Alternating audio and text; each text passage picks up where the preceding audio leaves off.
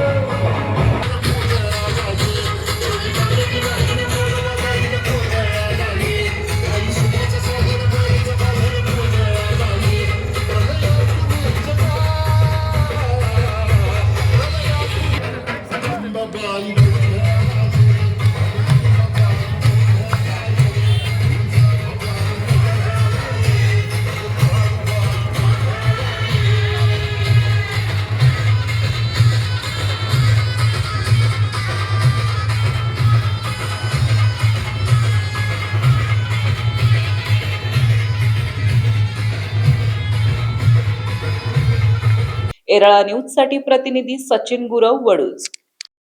आपल्या भागातील महत्त्वाच्या बातम्या पाहण्यासाठी आजच आमच्या एरळा न्यूज चॅनलला YouTube वर सबस्क्राइब करा आणि बेल आयकॉन प्रेस करा।